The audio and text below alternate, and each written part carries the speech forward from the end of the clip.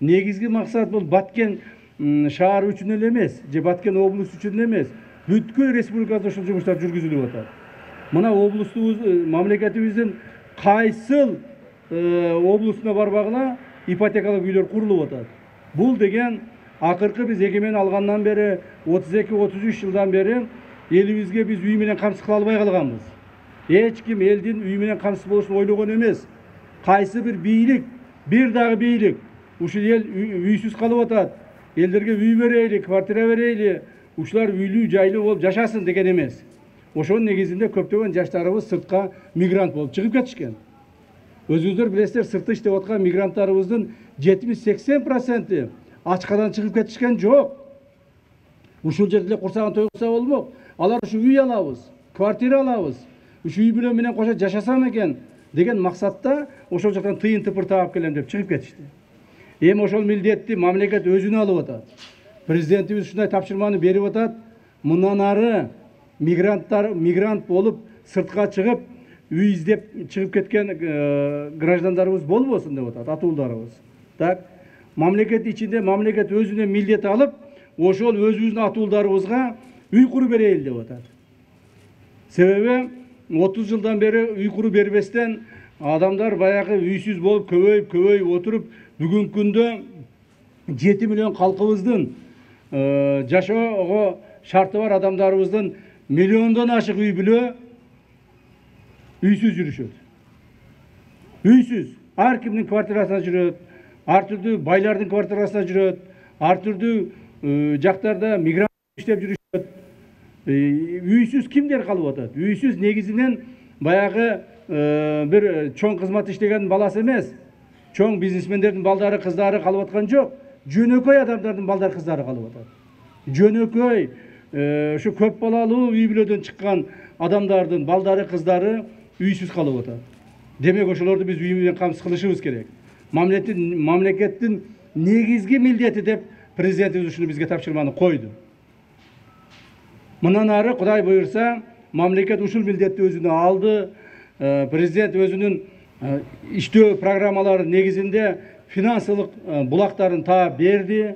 Ушул эле Баткенге буйрса 200 миллион доллардан ашык акчаны таап берди. 200 миллион доллар акча. Бул деген сомго айландырып отурсак, бир 25 миллиард сомдун тегерегинде. Акчаны ушул именно ипотекага курасыңар. Тез аранын ичинде куруп бүтүрөсүңөр деп туруп тапшырманы берди. Ошол таап берген президенттин таап берген акчаларын, финансыларын талатпастан, тонотпостон, ар кимге жедирип, ар жактан уурдатпастан контролдоп туруш, мен жана башында айткандай, менин милдетим болуп саналды. Ошондуктан урматтуу туугандар, урматтуу баткендиктер, сиздер кабатыр болбоңуздар. Буюрса жакын арада биз ушул иштерди мына азыр кызууланып атат.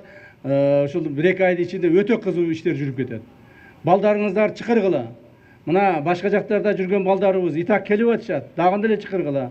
Строитель болуп калышты, үйрөнүп калышты, үй курганды үйрөнүп алышты. Келип өзүбүзгө үйлөрдү курсун эми. Ушул жерде бала чакасынын алдында жүрсүн. Ал эми бул үйлөр кандай шарттарда берилет?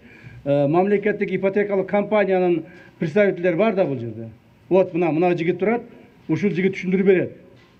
Мен билгенден бир 3 багытта берилет. Биринчи багыты бул жанагы мамлекеттик кызматта иштеп, врачтар, мугалимдер, укук коргоо органдарында иштегендер, мына пограничникте иштегендер, аскер кызматындагылар, ушулардын бардыгына 4% менен 25 жылга берилет. Булар мамлекеттен айлык алгандарга. Так.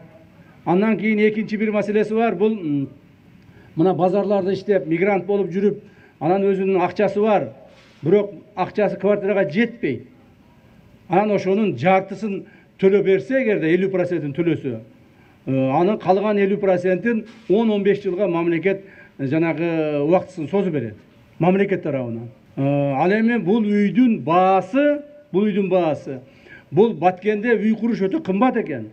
Баткенге бардык нерсени ташып келиш керек экен. Бул жерде эч нерсе жок экен. Бардык нерсени Бишкектен ташып келиш керек экен.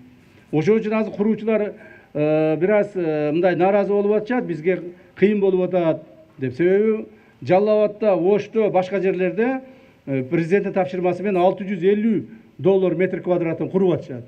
Бул жерде бир аз кымбатыраак болушу мүмкүн. Бир аз гана. Аны дагы эсептеп чыгарып, жакында айтышат. Так. Ошентип ушул категория адамдарга бул үйлөр берилет.